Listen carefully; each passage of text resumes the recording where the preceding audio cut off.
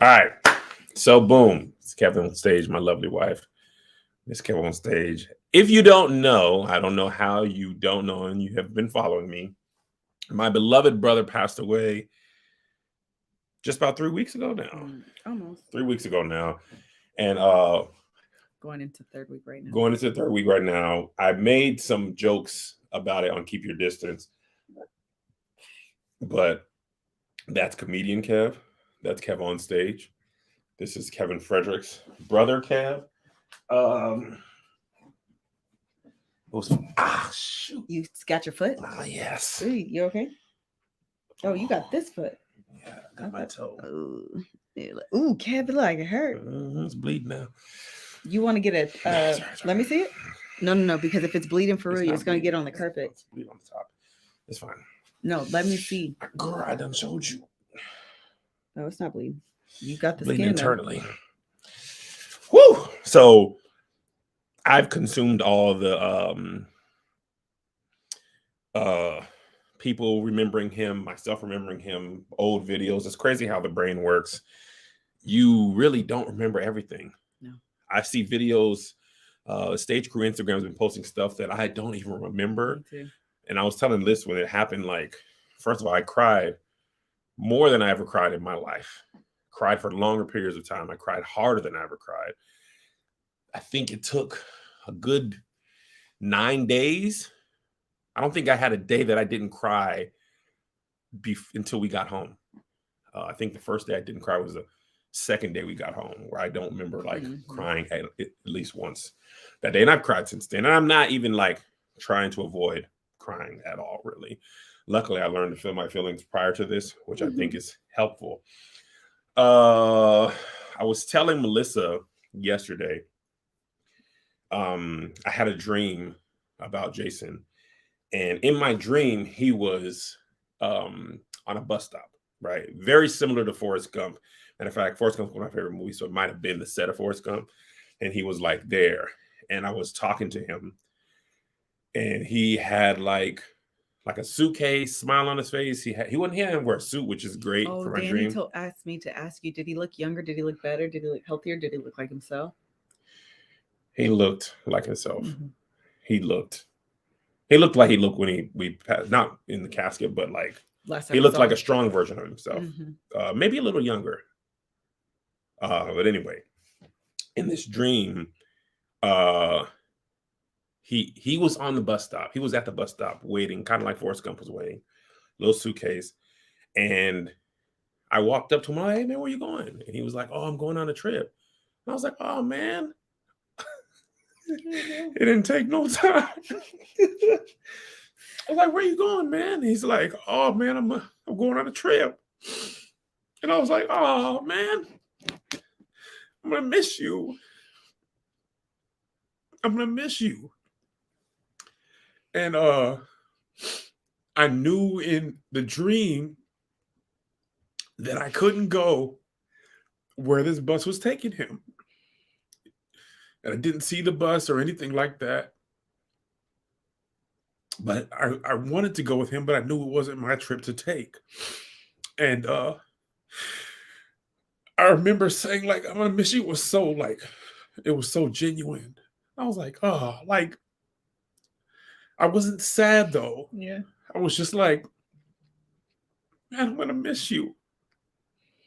And that's the most prevailing feeling I have, is I'm gonna miss him. I was telling Lissa the other day, I think it was Lissa, this post had been going around about military kids. And it was saying how military kids have a hard time having, I mean, not military kids, it was people with tight-knit families have a hard time making real friends because they are friends with their siblings. Yeah, Mel sent that. Yes. We were talking about in the group chat, and I was like, some of our friends have been like, well, y'all be tough to be friends with. And I think it's because we are so close as a family. And it made me realize that I lost two people. I lost my older brother, and I lost one of my best friends. And I didn't realize how much I talked to my brother until I couldn't talk to him. Just this weekend, I told Melissa, this pastor we know had lost his church. I told Melissa about it because she went to the tour with us. And I wanted to tell Jay, Texas beat Oklahoma like 49-0. And I went to text him and I was like, man, he couldn't even see Texas be good again. There's so many times that it's like second nature for me to text him. Like this boxing fight was on and it's off, and I would text him like, man, you see Spence and them's fight not gonna happen. Like I have went to text him so many times and I can't do that. And that's like, you know, I told Melissa about my show in Hartford. I know Jason would have been like, man, how was that Hartford? Mhm. You know, did they pull up? Yeah. You know, knowing Jay might have, the tickets selling the way they did, he might have pulled up. You know, we got Columbus, Probably. Ohio in a couple weeks. Jason was the type to be like, hey, I'ma be there. do Ohio State have a game? I'll pull up and I'll go. You know, and I think, you know, I don't want to say I cover things up with comedy because I think that's how I process things as well. And, you know, me and my brother, you know, our grandma passed away and one of our dear uncles passed away and we made jokes. So of course I made jokes about Jay, but it doesn't mean I haven't felt like the real feeling. And I think probably the day it happened, I was supposed to have my first show in San Jose. So he cost me that. And I had a good gig, good paying gig in Fayetteville. You did. And he cost me both of those. So he owed me a little bit. He owed me a little bit. San Jose was selling okay, but that Fayetteville was a college show, and they paid that up front. But I was walking around the neighborhood like I do, just getting some exercise in. And Tim. yeah, no, I was texting Jay. Mm-hmm. Me, Jay, Ken, and Nat. We were texting like we often do. We're talking about Ime Udoka thing. And Tammy called me and she like in her voice, it was like, you know, something happened to Jay. You know, I remember that so vividly. She told me what happened. And near my neighborhood, the cell phone service is bad.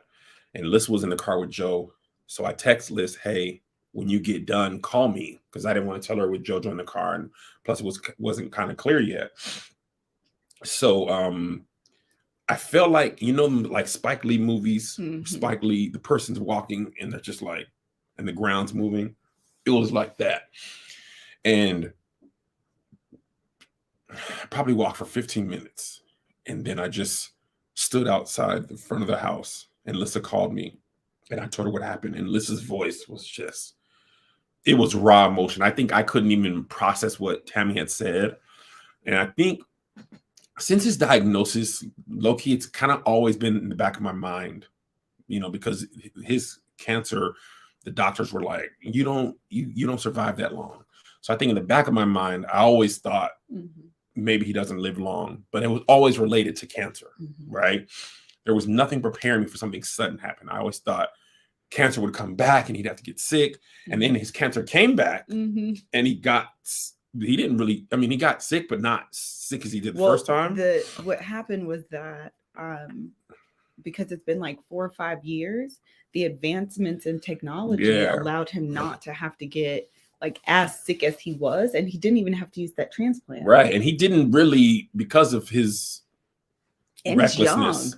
Yeah, and his recklessness, he didn't really miss a beat. No. Like when he got sick the first time, he was down for like a year and a half. He got small, he got weak, he couldn't travel, his beard fell out, like he was noticeably sick. So if he was gonna pass, it was always, oh, his cancer came back and it's more aggressive. But less than a month ago, his cancer was in remission. Yeah. And then this happened, and it was in my mind. I told myself I'm kind of prepared for it because you kind of know that was egregiously wrong. I wasn't prepared for it at all. And it was funny because, not funny, but I'd just be saying that. After I found out, like, he had to be rushed to the hospital, I told Liz, she's like, what are you going to do? And I'm like, I'm going to just go to San Jose, you know, and if something serious happens, I will just I'll cancel the show and I'll fly out. So car comes to take me and Josh to the airport. And then I get another call from his wife, and he took a worse turn. Mm-hmm. So I was just kind of like frozen. And I called Melissa again, and she was like, I don't know if you're looking for me to say this, but I think you should. Tammy too. Yeah. I forgot that. Voice noted her. You talked to her in between, but Melissa was like, I think you should cancel the show and we should go to Houston. And I think I was thinking that, but I don't know if I've ever been in a state of shock before, but I think I can say I was in like a state of shock. It was like my mind couldn't allow me to believe I was hearing what I was hearing. So we canceled the show. And I know the stage crew just kind of knew something was serious was wrong, because I was like, this show's off, no bonus. Yeah. And I text Catherine. Oh, okay. I said just cancel everything for the rest of it, because I didn't know where we were going. Yeah. So me and Liz hop on a flight to Houston, and in our travel, like when we get to the airport, we get a call from the family. He is stable. So we're like, whew, we're still gonna go. We're gonna check on him. Liz was like, I'm gonna fuss at him for scaring us, right? And I had to breathe a sigh of relief. I was like, okay, boom, these shows are canceled. I'll just spend the weekend with him in the hospital, make sure he's good. I'll come back on Monday, pick up, whatever. Liz is asleep on the plane. I'm playing my Switch, listening to my jokes, relieved that the worst is over. Everybody's texting me, checking in. How's he doing? Oh, I text everybody. He's stable. Everybody pairs up. Thank you, Kev. God is good. Hearts. Great. Flight to Houston about 3.5 hours. He knows we're having a time right now because he's not leaving. About an hour and a half into a 3.5 hour flight. Yes. I get a call from somebody at the hospital, and they are in tears. And they said, it's God's grace that you were able to get. You have to realize we're an hour and a half into the flight. And I don't even know. They didn't FaceTime me. Yeah. And you're not. Okay. We're in the air. Okay. You shouldn't be getting calls. Your phone shouldn't be working. There's no reason the call should have even gone through, to be completely honest. Like, I don't even know how you got that call. No idea. Because it was a regular, dialed my number. And I answered it, and they said, he's gone. Alyssa was asleep. And she kind of woke up kind of groggy like. And she was like, because I felt you move. Yeah. Even if you were playing your game, it was still enough for me to stay asleep. It was almost like as soon as you picked up the phone. And the thing about it is, when if you're going through something like that, every phone call has a lot of weight to them. And so when he's on the phone, I'm literally looking in his face, looking for a sign. I'm looking for relief, or I'm looking for the worst. And Kevin, I don't even think you said it. I'm just literally looking at you. And I almost feel like you slumped back. Yeah. And I just said, no. And I saw the lady in front of us. She kind of looked back like, what is wrong? And we were in coach. That's how much I loved him. We were in a four-seat coach. So we're like 27. We're like this, and there's people on either side of us. And I know they were pissed at us because we're like moving around, and I'm like kind of, crying at this point because I instantly am aware of like what's happening. Yes, and it was so different back there. I was like, shut up. My gosh. I was trying to bring comedy right now. What's happening? It was like double middle seats. And I was next to a dude who was like 6'8". You should have switched me. So anyway, when I get that phone call, I can't even, I cried from my soul. The lady next to Melissa was like, do you guys need something? You guys want some water? Yeah, she was really talking to us. Stop! No, it's so bad. So we cried and cried. It's not funny, but it's funny because you're trying to maintain some sense of composure, but you just have gotten the worst news of your life and there's ever, and there's nowhere to go. There's nowhere to go, and you're in coach. There's still row an 27. No, Alyssa, was like 2 hours left. No, it was a long time left on that flight. So I'll pause here and tell you I I literally, everybody was texting me, checking in. So I just have to text them, Jay passed. I remember Mel's in here. Mel was just like, no. Mhm. And going to type that, because I know everybody was worried. They were asking for check-ins. Going to type that, it was like the first step in how many times it would feel real. Right. Now, mind you, we packed to go check on my brother in the hospital. We landed to plan a funeral. Quick aside, one of the hardest things ever is being Kev on stage when you are bumping into people who don't know what's happening. So at the airport, people are recognizing me, and I'm like, shell of myself, like, yeah, you want to take a picture? And I'm like, sure. Mm-hmm. No, what are you in town for? This before anybody, the boys weren't with us at this time because we didn't know. Again, we were just going to the hospital. We might have just come back in 2 days. You know, at first people didn't know. The boys came the very next day. Yeah. So we land, and oh God, another hard thing. Speaking about the boys, Mel, great sister-in-law, very, very big fan. Mel's great. She got the boys from school. Liz was like, when you get to Mel, or tell Mel when you get the boys, can you get them together so we can tell them? Because we didn't tell them anything because we didn't want to like send them to school unsure, right? We wanted to either tell them Uncle Jay had a scare, he's in the hospital, we're here with him, he's okay. And that, honestly, that's as far as my mind got. But when we land, the kids didn't know we left. Mm-hmm. So they get back, like we're telling Auntie Mel's gonna pick them up from school, all this stuff. So they're confused. And we had a pretty good relationship with our kids. So we allow them to ask questions of us. We're new Black parents. So we get them on FaceTime and we have to tell them, you know, that their uncle passed. Now, mind you, Jay is not even not an estranged. Jason had been here maybe 2 weeks prior because we had shot a Spectrum commercial and he came to the house and we just hung out. We were talking, we were laughing. He would always be at the house surprising the boys. They'd be like, Uncle Jay, hey, man. And he'll make some jokes.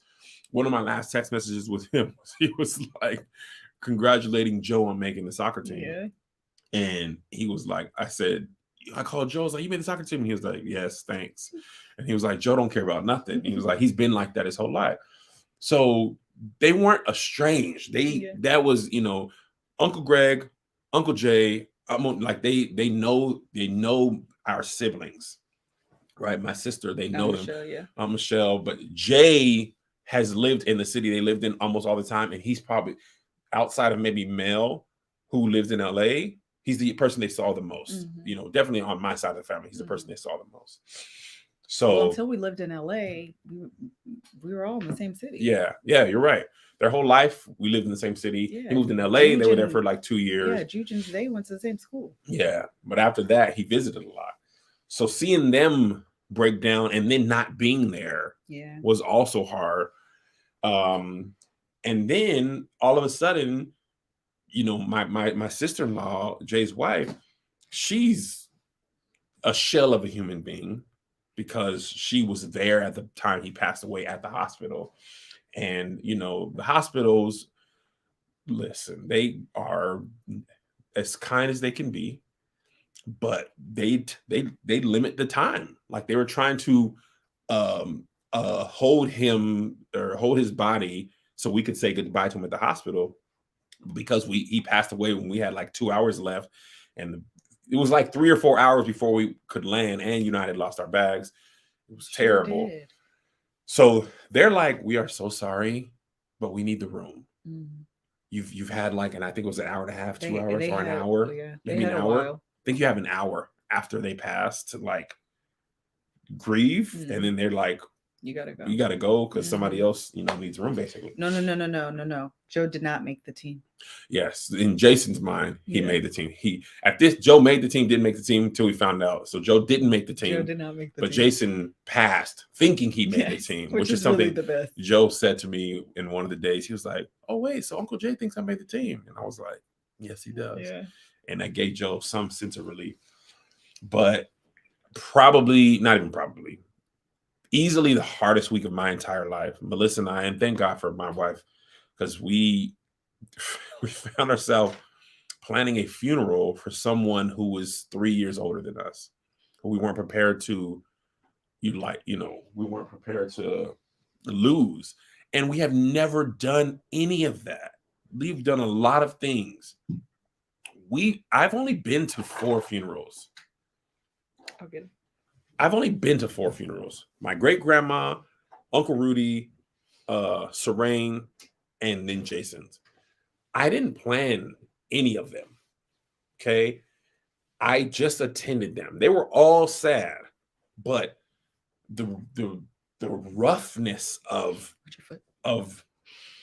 logistics of doing something for someone you love and are grieving, but his wife she could not do. I mean, you like literally found myself asking, like, they're like, the funeral people are not, I wouldn't say they're mean, but they're doing a job. Yeah. So they're asking logistical questions about stuff you've never even thought about. Where would he like to be buried? I have no idea. I don't even know if he wants to be buried. Mm-hmm. You know what I'm saying? So it was so awful. It is so awful. I tweeted the other day, like, the funerals I've had, my great grandma was old.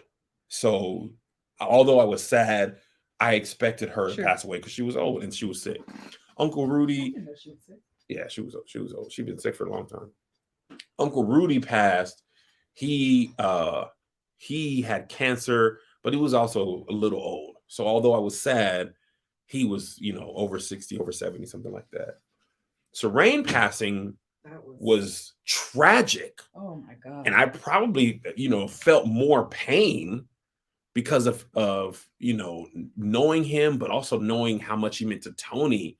So like, I feel like my heart ached for Tony. Mm-hmm. That was the saddest I had been. It was crazy, even more than my great grandma and my uncle, because their deaths weren't tragic. Yeah. Serene's death was tragic. Mm-hmm. So, and just feeling for Tony, I was like, told Tony, I didn't realize how much I loved you until Serene. Mm-hmm. Like I felt your pain. Yeah. But my brother, my friend, passing away suddenly 10, 15 minutes after I just texted him, I literally went back up my text message and we were talking. So that same day, I'm talking to a funeral home. Like, what are you talking about? And then the worst part was like, so many people, the news kind of spread like wildfire. Once I told them people, they told their 1 or 2 people, everybody's reaching out. I was completely overwhelmed with social media, completely overwhelmed with emotions, all that type of stuff. Mm. I was overwhelmed with like grief and planning and even logistical stuff. Like I looked in my suitcase, I had packed like 3 underwear, 2 socks, a shirt, and a pair. Like, I don't know what I was doing when I packed. I just threw stuff in there and they lost my bag and I had to go back and get it when we picked up the boys. It was very stressful. And then with every person arriving in Houston, you would have to cry all over again. Like when we saw the boys and Mel at the airport the next day, they looked like they had been beat up. The boys broke down. Mel had been crying. Mel's not really a crier. I haven't seen her cry a lot of times in life. But she was crying. Zay and Joel were crying. Then I had to get his kids one by one. They were crying. And my parents and his friends. And it was just waves and waves and waves. And then like Melissa and I had to go to the mall to get funeral clothes. And Lissa, bless her heart, she was having a tough day, right? It was so surreal to be like doing that. It was like you're at the mall, like the Galleria, picking out black jeans for a funeral on Saturday. Melissa is, we're like splitting the duties. We got to organize the obituary. I never paid attention to an obituary. I didn't realize there's a form a formula that goes to it and whose name goes there and all this and that. So that was tough. And then I'll just the time we were at the mall. This is just.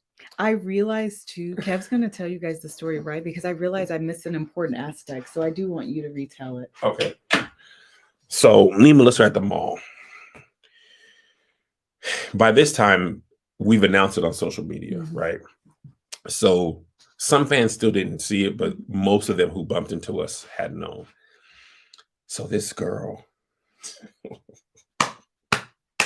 me and Melissa are coming out of the store. We're still in the middle of the mall. And she goes, "Oh my gosh, Kev on stage. Miss Kev on stage.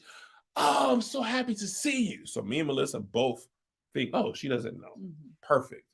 Not perfect, but this will be a shorter interaction. "Oh my gosh, I'm such big fans of you. I'm from Nigeria. We love you over there.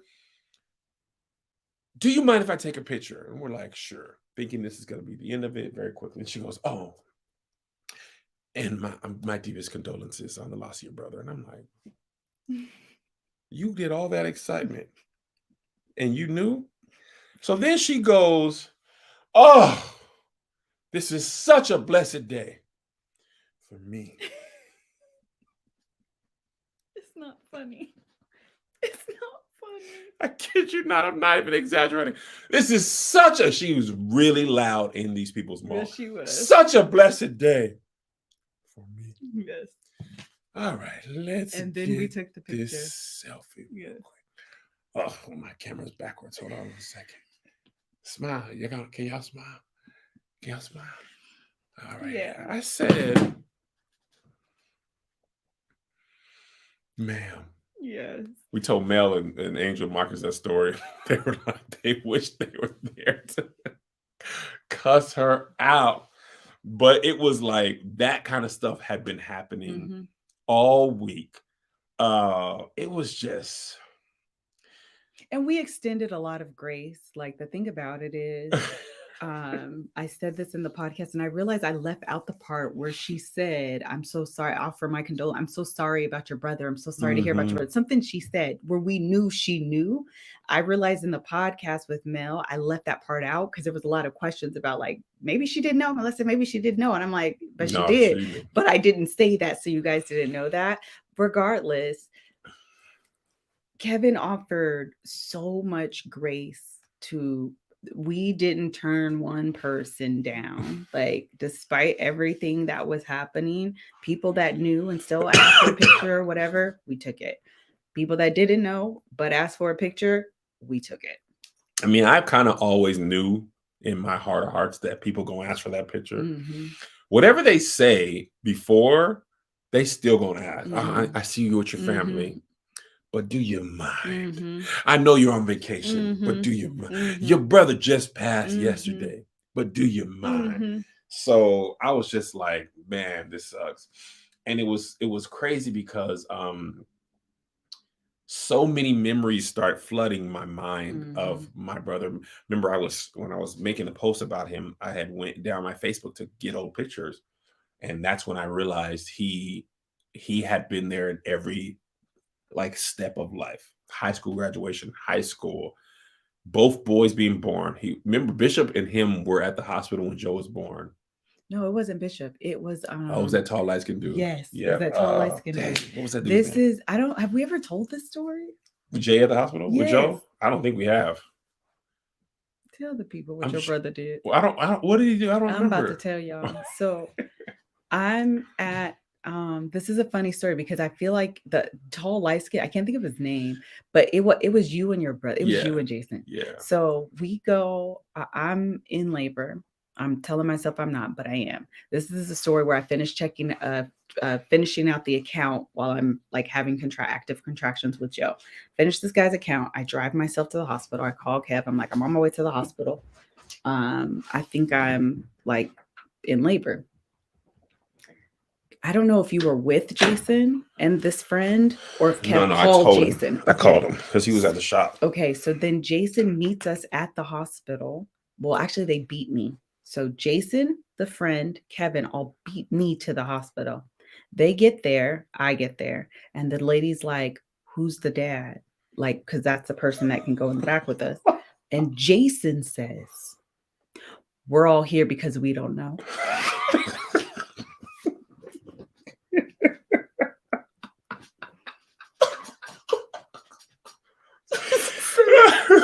We don't know who the dad is. That's why we're all here.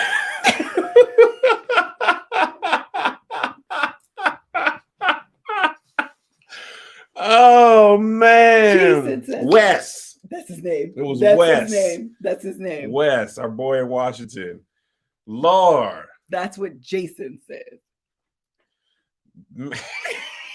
She was wild for that. And it was funny because the lady was just like, "Oh, well, okay. I mean, what do you say to that?" Such a dummy. What do you say to that? You don't. I forgot all about that. I feel like we've never shared that. I don't think we have. Man. Oh my God. And it's so, I mean, there's so many stories. You know, Bishop, the white dude who makes the best brisket, he's the best bass player I've ever known. He's Jay's good friend. He said something to when we were all sad. He was like, Jay's body is gone, but his spirit lives on in us and his kids, and you know, in negotiation, maybe be a good negotiator. That's how Jay lived and stuff. And I remember we were on tour, Playmakers, we weren't even on tour, we was just doing our Playmaker shows. We went to Denny's, and me and Aunt we ordered food from the restaurants the way they come. And Jay was like, Mel never heard that story? I didn't know Mel didn't hear that story. No, we ain't talked about it in a long time. I don't think we've ever even I don't think we've ever said it out loud. That's so crazy. I low-key forgot about that. Really? I think about it I shouldn't say all the time, but occasionally I absolutely think about that lady's face was so funny, though. That is so funny. I didn't mean to interrupt. It's all right. It's okay. As long as you make it up to me. Amen. Go away. Jay, we were at Denny's, and Jay liked them pancakes. So he's like, yeah, can I get, you know, breakfast, 2 eggs, whatever. And could you guys make my pancake stand? And the lady's like, we just have it's just a thing. We press a button and like the pancakes just come out. We don't really make them. Like we just press a button. He's like, I understand that, but I love thin pancakes. So I was just, you know, because you guys could do eggs different kind of ways, scrambled over easy and all that.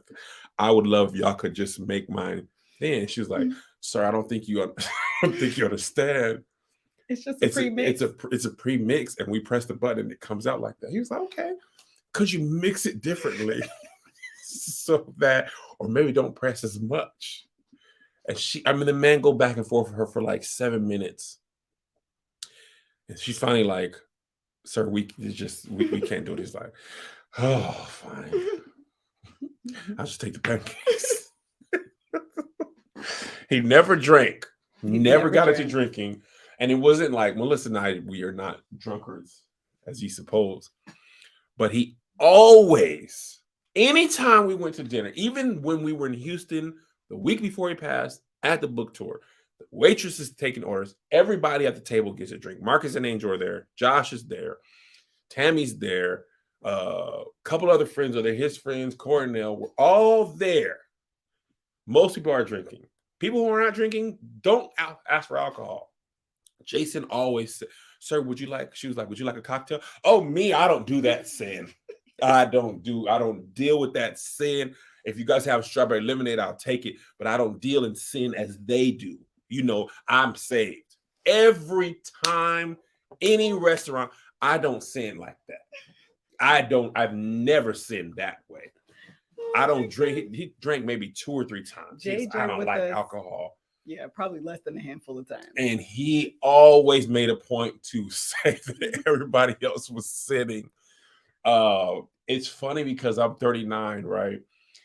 Jay taught me stuff all my life, not just as a kid. If you guys look, right, my beard never grew all the way. But when I first started growing my beard, the first year or so, it was always like this, right? It stopped here. Jay, for about a year, was like, Kev, let your beard grow under. It will look fuller. And I was like, Jay, if I do that, it's going to look scruffy and ugly.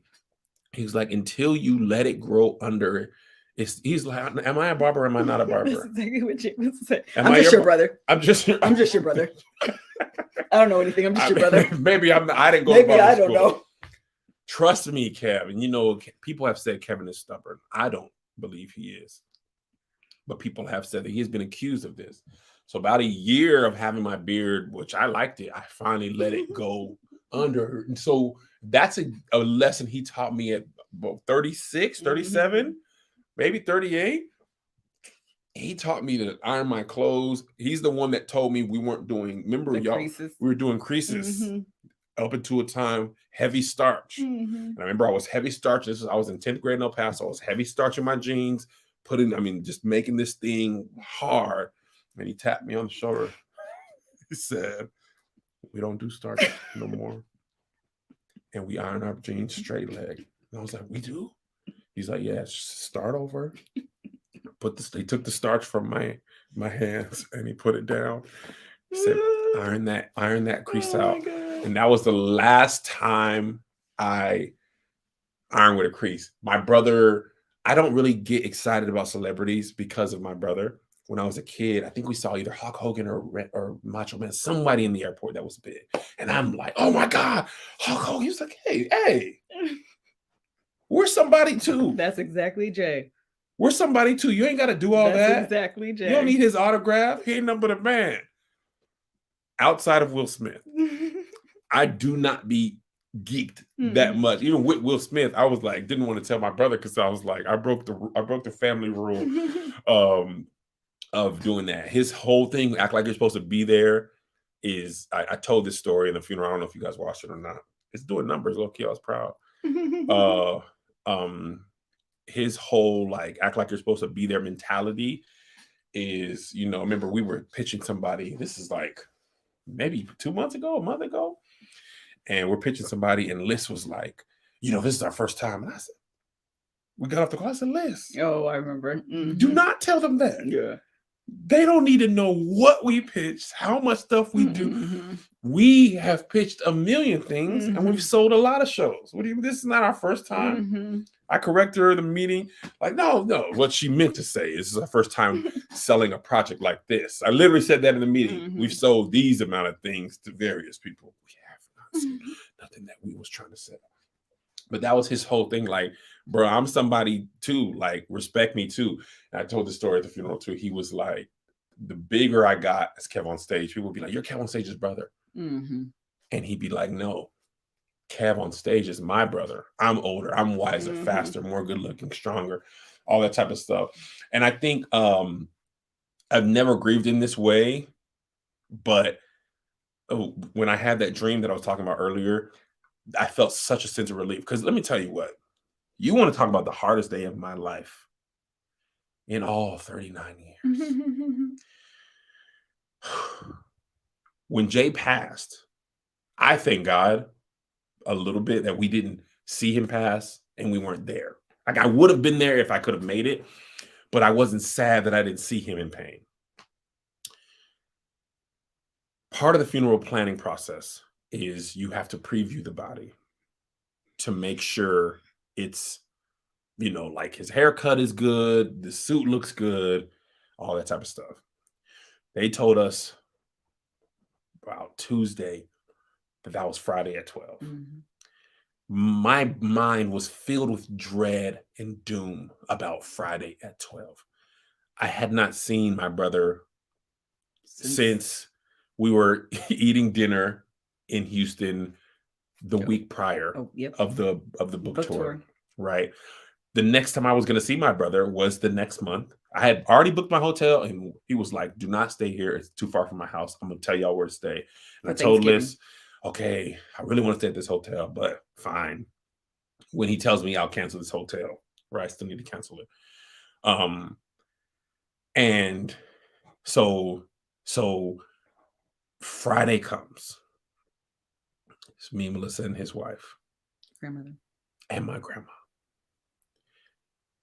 We go into the funeral home. And when you turn left, They have a chapel there because the funeral home also holds funerals for small people who don't have big families and stuff. They host them in their little chapel, probably seats maybe 100 or so, and they can stream them too in there. So we have to view his body. When I tell you, we open that door, and first of all, Kirk Franklin's Conquerors, which is a song I previously loved, is playing at the beginning. That is an 8-minute long. It's so long. Song. I feel like it's the only song we heard while we were in there, and I know we were longer than that, but Lord. Now this is partly funny, partly serious, mostly serious. Me, Melissa, my grandma, and Tammy all are having to go down this thing to view Jason. So first of all, when we open the door, you can see him from afar, and we break. All four of us break, all crying, basically only being able to walk because we can lean on each other. None of us, I don't think, could have walked down there by itself. So we turn the corner. We trying to walk. Arm in arm. It is not funny, but it is. Melissa's on this side of my arm. Tammy's on this side of my arm. My grandma's on this side of Tammy. And the aisle is too small for all of us to walk down. So we kind of got into like a flying V, Mighty Duck situation. I'm like, Liz. So finally my grandma said, because we trying. My grandma, she ain't there for it. My grandma's like, we're going to have to make 2 lines. We can't all fit down the aisle like this. We getting stuck. Kevin, Tammy, y'all go. Me and Liz will walk behind y'all. We can't go down in arms together. Y'all not gonna make it. In my head, I'm crying, but I'm also like, I'm so glad you said this because it's completely awkward. It's the worst day of my life. But logistically, this is a nightmare. We do need 2 lines. The aisle is tiny. These things are pushed up on each other. It was so narrow. Liz don't want to let go. Tammy don't even have her eyes open. And my grandma's like, hey, I'm crying, but we got to get this together as a unit. We get up to this body. The sound Tammy made. Oh my God. The sound Melissa made. I think we was holding it together 1 second long enough to hold the other person. Yes. Tammy break, Lissa break, I'm strong, Ruthie strong. Ruthie break, Tammy strong, I'm weak, Lissa strong. Lissa strong, I'm strong, them 2 is gone. We just taking turns. We gotta turn around. So cliche and black. But I said, he looked good. He did. He looked just like himself. Who did the body? He did. One of y'all did it? Who did it? Y'all did great. He looked just like himself. Yeah, he does. He looked sleep. He looked so peaceful, like he was taking a nap. And I remember thinking in my head, this is why black people say this, because he do look good. He did look good. And then the next day, the hardest thing again was having a viewing with his children. Wait, you're not gonna tell about your grandma? You don't have to. No, okay. I'm gonna say it because I'm gonna back up. The point of the viewing is to say, basically everything looks right. Hair, clothes, You're proving everything. You're proving everything. Thank you. That's the word I'm looking for. Proving everything. Because the next time you see him, it will be in the funeral. So, I mean, he looked fantastic. He did. His lineup was clean. His beard had basically the same little it's over here spot I have. He has like a little faded spot there. That was there. It just doesn't grow right there. And mine doesn't grow strong. So you just move hair around. But he looked like he did. He looked great. He did. But his color was off. Right? Because he'd been going on. Amen. So his wife is losing it. She's, oh my God, he doesn't look right. He doesn't look right. His color is off. They got to fix it. And in my head, I'm like, well, that's because, I didn't say this, just thinking, it's not, he looks like a person, because he looked like people who passed, right? His color is gone because he's gone, right? So she getting louder. His color's gone. His colors. They need to fix it. They gotta fix it. They gotta fix it. His color's off. Get the people. They gotta fix it. They gotta fix it. This isn't right. My grandma goes, well, that's because he's dead, Tammy. He's dead. That's why his color's gone. I said, Ruthie, why would you say that? Why would you say that like that? What would you say? Ruthie, why would you say that like that? She said, Carrie said, don't say that. And Ruthie said, you got to believe this. You gonna have to move on knowing this. Okay? We don't like this, but this the way it is. Okay? We don't want him to be, but he is. And I was like, Ruthie, you could have had a softer touch. A little bit. Just a little bit of a softer touch. You ain't have to come in like a wrecking ball with it. You know? So I'm just in my head, I'm like, this material is outstanding. I am going through the worst day of my life, but it is still funny. It wasn't funny in the moment. No, please no. No. But in my mind, I'm like, boy, I can't wait to get my phone. I got to jot this down. I'm going to have a new 30 minutes. But it was like getting her, like, and then Tammy didn't want to leave, which I get. But it's just like, I was telling Liz that whole week was the worst ever. And yet I felt honored to be able to take care of him and his affairs like I know he would have done for me. Like, if the tables were turned, he would have been just as sad, but he would have dropped everything. Absolutely. He would have came here. He would have took care of Liz. He would have took care of the boys. Like, it's not a desired place to be, but you know, when you're family, man, you're sad together. You know, you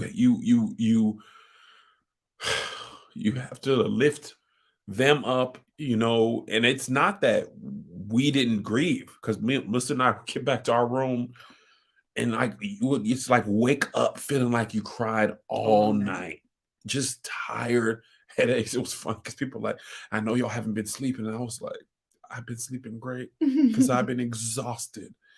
We would get back to the room and I would be asleep in a second and sleep hard. And I would wake up not feeling refreshed, but I would be, you know, I would have slept.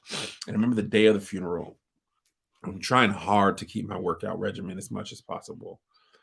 So, and I knew I wasn't gonna be able to sleep that day. So I get up at like 4:30 and I go walk around the hotel area and it's pitch black dark. And when I tell y'all, I ugly cried. I mean, I was making noise. I was watching old videos. Stage Crew Cat was posting these videos, and I was running them up. The transit team made a video, and I just watched them. Like, I knew how funny Jay was, but I hadn't spent time watching him be funny in a while. I was just experiencing his funny in real time, you know, but I hadn't watched I don't tend to go back and watch my videos after like a day or so. I check on them, see how they do, but then I move on. I very rarely sit and go be like, let me go check my old stuff out. So Playmaker stuff, you know, and even old All Def, I don't reminisce like that. But I was watching, these people were tagging us and stuff, and I was watching. It felt like torture, but it also felt like it was comforting because it's, you know, your mind is, once I had viewed the body, that image was sticking in my head. You know what I mean? Before it was all memories, but then once I viewed him, that was the first thing would come to my mind. So the funeral was tough, but I think it was the funeral he would want. I told Melissa, one thing I found out during this process is you ain't got to bury me.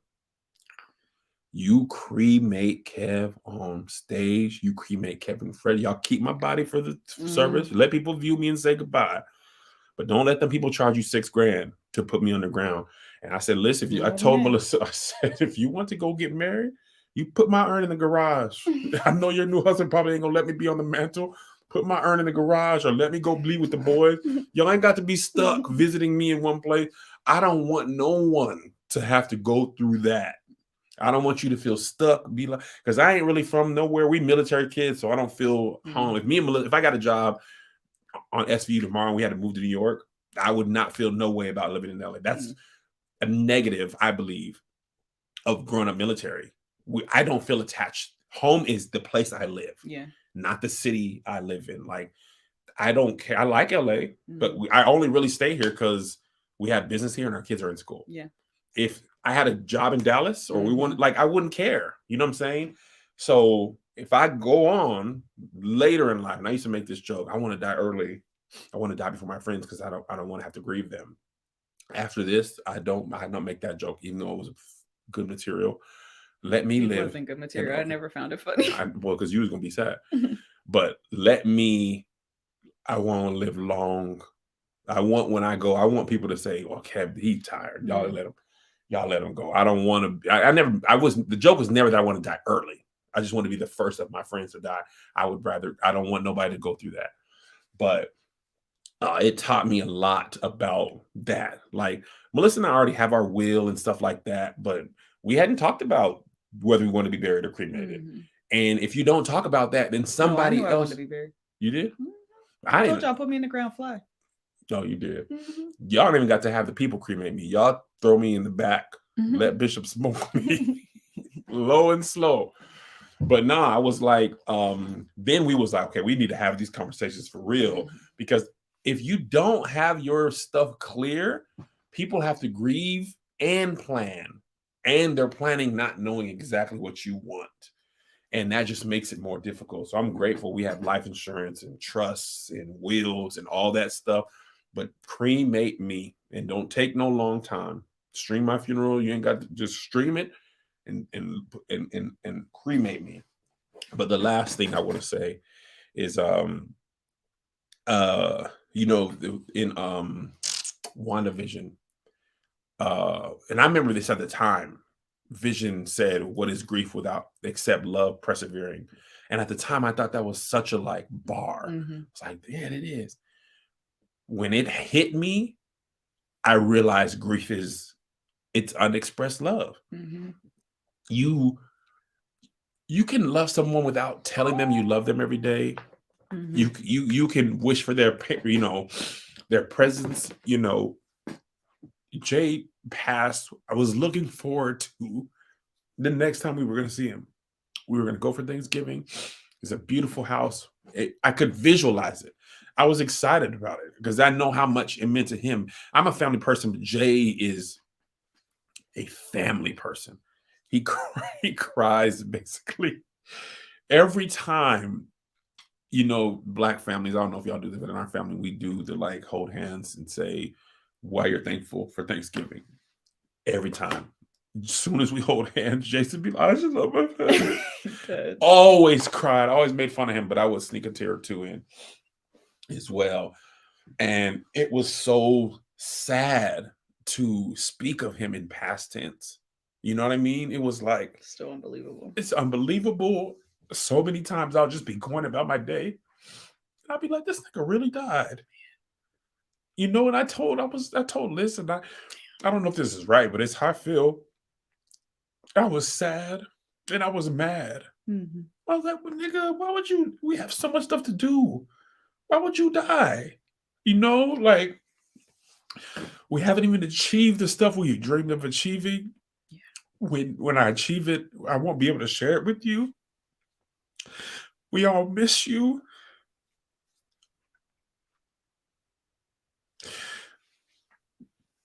I want to talk to you about the stuff. I want to be excited with you. I want to laugh. I want to talk about sports and boxing and projects. He was planning this brunch in Houston. It was funny when he shot the Spectrum commercial. He's like, "You ain't even go." He wasn't playing, but he was mad. He's like, "You ain't my brother. You always doing your own thing. You ain't even coming to my brunch." I was like, "What brunch? You ain't told me about it. I'll come." He was like, "Oh, okay. Well, I want to do this brunch." And we were laughing about that. And it was just I just feel so happy, sad. am happy that I was talking to Tony about this. He said, you should be thankful that you guys had a good relationship because what you're feeling is just love. You don't have regret that you guys ended on bad terms or you weren't talking. But the drawback of that is you have so much love and it has nowhere to go.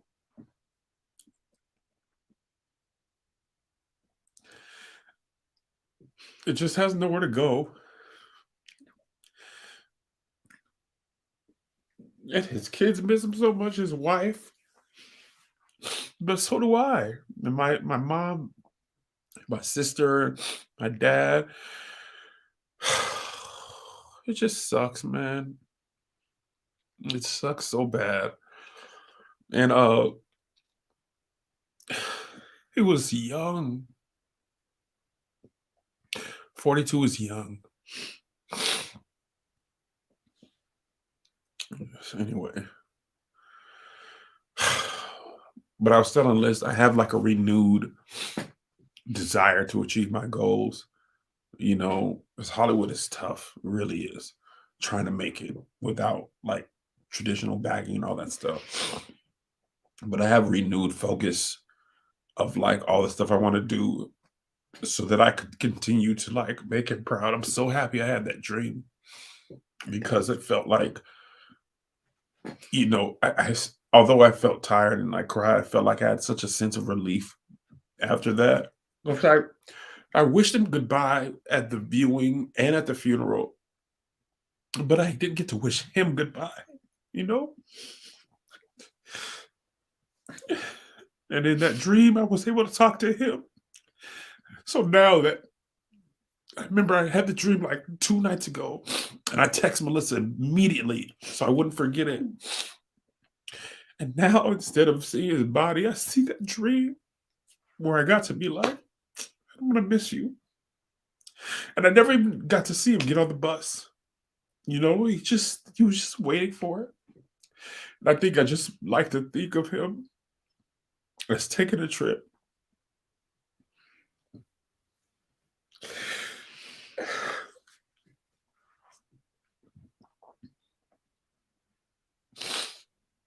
I said I wouldn't be on YouTube crying. Man.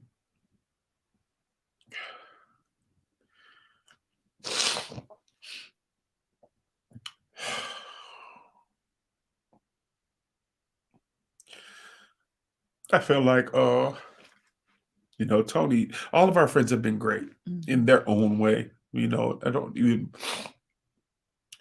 put any above any other. Everybody has helped in the best way that they can.